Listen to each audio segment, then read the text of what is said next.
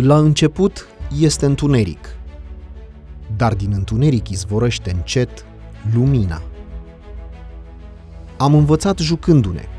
Forme și conexiuni, frânturi de cântece, ni le însușim, le repetăm și începem să înțelegem. Cuvinte și propoziții simple în limba mamei. Apoi câte ceva în graiurile lumii. Facem lumină în întuneric, deschidem leagănul către lumea largă. Un mediu sigur, prietenos, unde să se poată dezvolta pe mai multe planuri. Totul se face prin joacă și copiii chiar învață cu drag. We want them to learn many new things by experiencing them. Vin tot timpul cu întrebarea, astăzi ce facem nou? Îmi place să mă joc și să fac prieteni noi. Apoi mai urcăm o treaptă, spargem sunetele în semne pe bătrâna hârtie sau pe tastele mașinilor inteligente. Le imortalizăm în litere, cuvinte, fraze.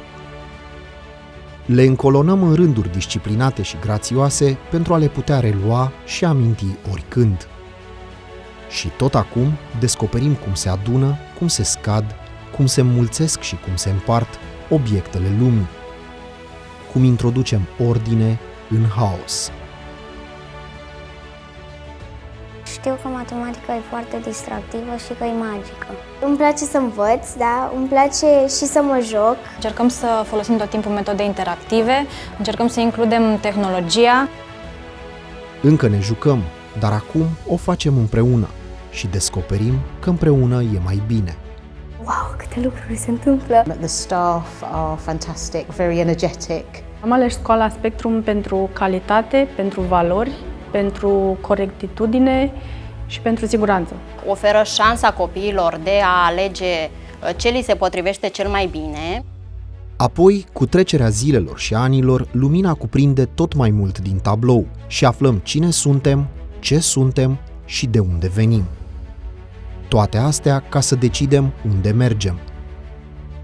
Fiecare dintre noi, dar și toți la oaltă.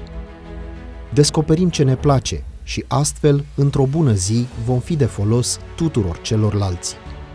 It gives all the possible resources for these kids to be able to turn their ideas into something real. Am câștigat medalia de bronz la Olimpiada Internațională de Matematică. Am câștigat primul loc la Olimpiada Națională de Matematică. Noi aici formăm oameni.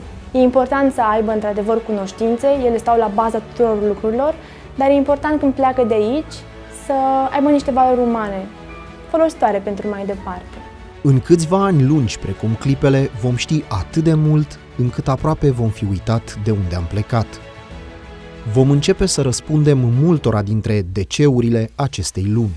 Și pentru asta vom pleca în lumea largă, pentru a ne lumina nouă și altora acel ceva pe care nu-l cunoaștem încă, dar care, prin fiecare dintre noi, ar putea însemna un pas mai departe în spațiu, un leac al unei boli incurabile, o nouă cucerire a luminii.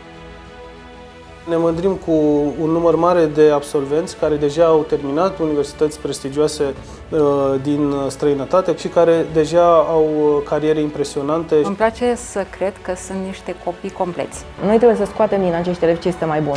Poți să faci performanță în tot ceea ce îți dorești în această școală. Se spune că este nevoie de un sat pentru a educa un copil sau de o școală, pentru că lumina este educație.